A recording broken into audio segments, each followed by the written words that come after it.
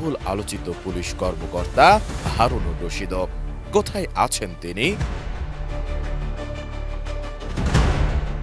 গোয়েন্দা সূত্র বলছে, সরকার পতনের পর গা ঢাকা দিয়েছেন হারুন। নিজের বাসা, এমনকি আত্মীয় স্বজন কারো বাসাতেই থাকছেন না তিনি। ৫ আগস্ট শেখ হাসিনার দেশত্যাগের খবর ছড়িয়ে পড়লে ঢাকার রাস্তায় জনতার ঢল নামে।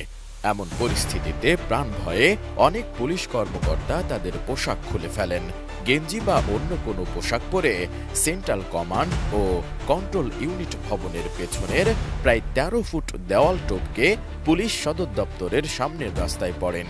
ঠিক একই কায়দায় দেওয়াল টপকাতে গিয়ে পায়ে ও শরীরের নিচের অংশে ব্যাপক আঘাত পান সাবেক ডিবি প্রধান হারুনুর রশিদ।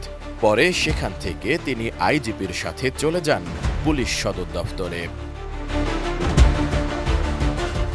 ওই দিন সকালে পরিস্থিতি বুঝে পুলিশ সদর দপ্তর লাগোয়া ঢাকা দক্ষিণ সিটি কর্পোরেশনের দেওয়াল টপকে কোনো রকমে প্রাণে বেঁচে ফেরেন হারুন। রাতে তিনি কোথায় ছিলেন সে বিষয়ে নিশ্চিত করে কিছু জানা যায়নি।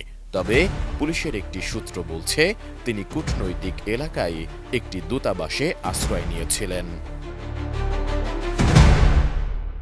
এদিকে ২০০৬ সালে ডিভি লটারিতে আমেরিকার ভিসা পান হারুনের স্ত্রী। বৈধ ভিসা থাকায় সেই সূত্রে আমেরিকা পালানোর চেষ্টা করেন তিনি। যোগাযোগ করেন মার্কিন দূতাবাসেও, নিশ্চয়তা চান তাকে অক্ষত অবস্থায় বিমানবন্দরে পৌঁছে দিতে। তবে কূটনৈতিক সূত্র জানায়, তার প্রস্তাব নাকচ করে দেয় দূতাবাস। পরে তিনি সেখান থেকে ফিরে আসেন।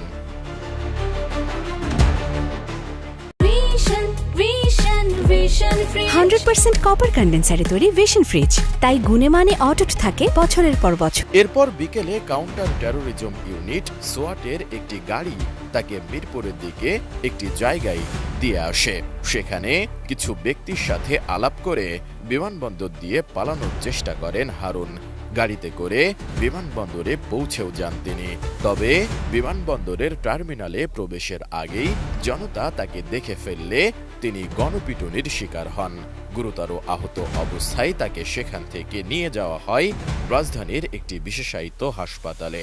সবশেষ খবর পাওয়া পর্যন্ত হারুন সেখানেই চিকিৎসাধীন অবস্থায় আছেন।